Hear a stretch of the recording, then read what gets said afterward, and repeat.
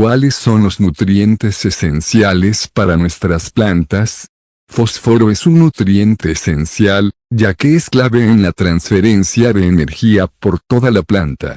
El fósforo ayuda a construir las paredes de las células, el ADN, las proteínas y las enzimas.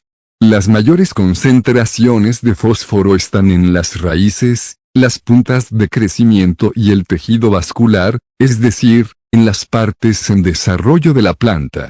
En las plantas jóvenes, la presencia de fósforo es indispensable para su correcto crecimiento, ya que cuando más fósforo absorbe una planta es durante su primer cuarto de vida.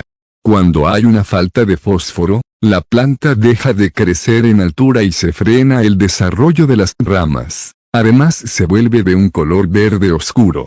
Por último, si pasa tiempo sin corregirse los niveles de fósforo, pueden aparecer puntos de necrosis en las hojas más viejas y malformación de estas.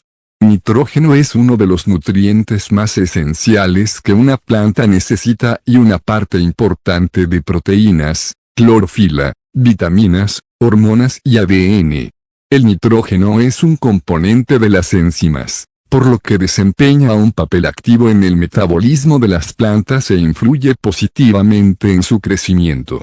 Hojas más grandes, más cantidad de ramas y un periodo vegetativo más prolongado, son algunos ejemplos de los efectos positivos del nitrógeno en las plantas. No obstante, una carencia de este nutriente tiene como consecuencia el efecto inverso.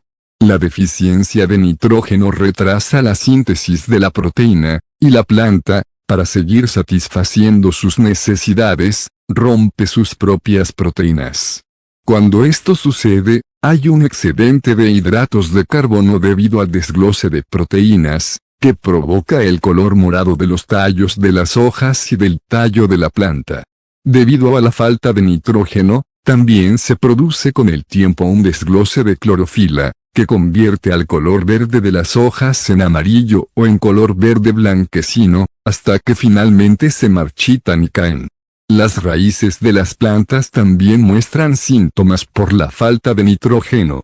Si la falta de nitrógeno se produce en una etapa temprana de crecimiento, la planta entera queda afectada y se queda pequeña.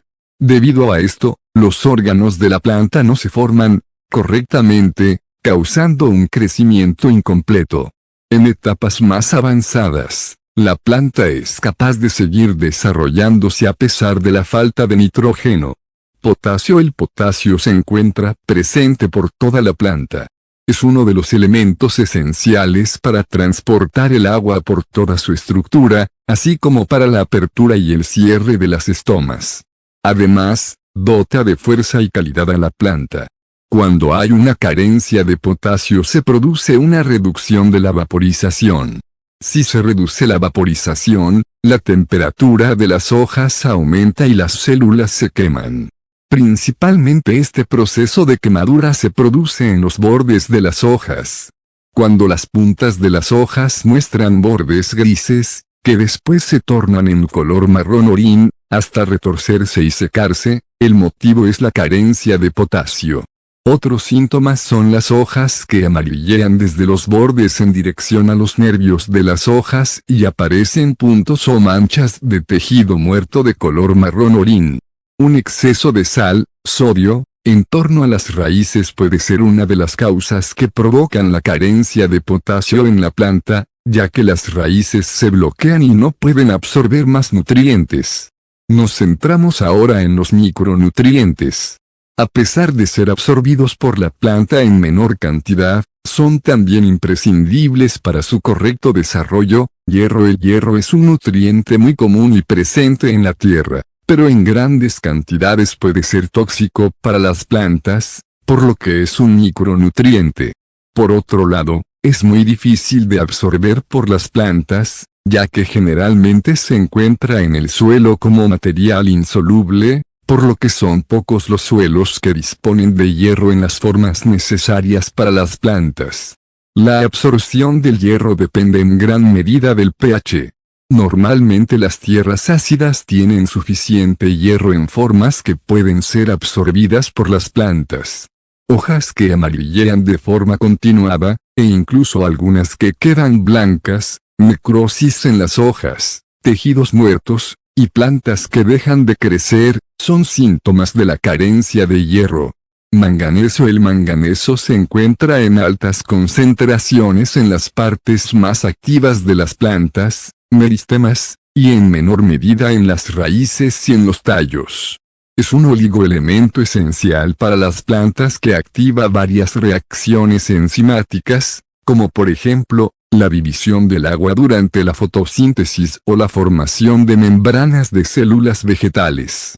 El manganeso es absorbido a través de las raíces de las plantas y se distribuye por toda la planta con dificultad, aunque más fácilmente que otros elementos como el hierro o el calcio, menos solubles.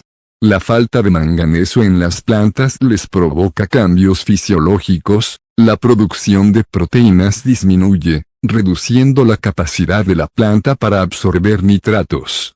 Cuando esto sucede, se retrasa el crecimiento de la planta, y aparecen síntomas en las hojas parecidos a los causados por la carencia de hierro o magnesio. En el caso de falta de manganeso, las manchas amarillas aparecen entre los nervios laterales, y el resto de la superficie de la hoja mantiene su color verde original. No hay blanqueamiento. No debe confundirse con la falta de hierro, que provoca el amarillamiento en toda la superficie de la hoja.